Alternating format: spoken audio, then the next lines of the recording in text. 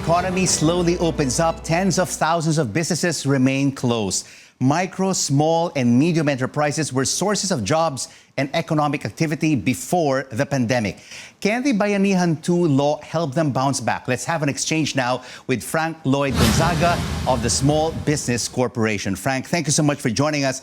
Around 50,000 micro, small, and medium enterprises are expected to benefit from this Bayanihan 2 law.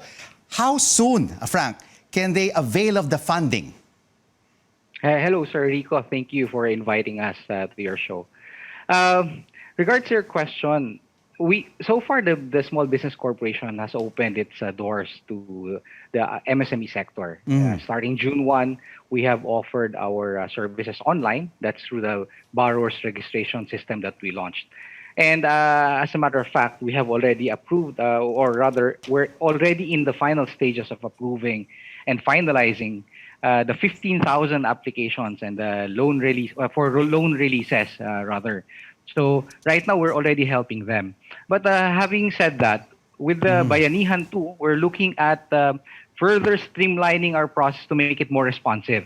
So despite the huge number of applications that we have already gotten, we believe that we will continuously receive more and more applications in the near future. Frank, let's listen now to one micro enterprise, no? Paz Dusepec, a laundry owner who is confused on how to get funding from the SBC. What are the requirements on how we can avail of it, and kung sino talaga yung qualified to avail of the program. And siguro, secondly, how much can we avail? So Frank, you heard Paz. How can she qualify for a loan? Because many fear red tape and bureaucracy will hold up their applications. Right now, what we are doing is we're really trying to improve the accessibility of our application. First, we have to make sure that it's accessible online. So what we're doing is we're streamlining the online application process.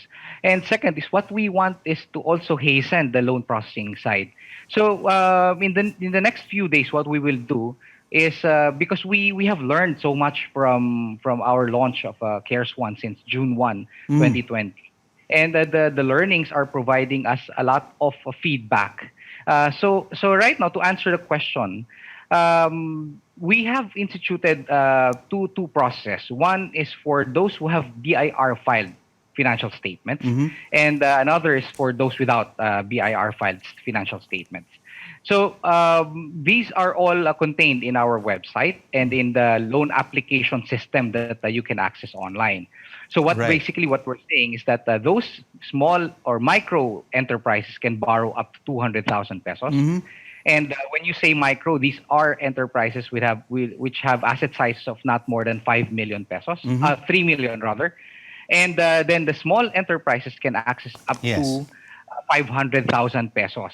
These are enterprises that have asset sizes of not exceeding 15 million pesos. It's really good to know, Frank, the parameters on the amounts that they can borrow from SBC. But let's listen now, Frank, to Tapsilogan business owner Jaime Calvar, who wants to borrow but is not sure how they will pay back.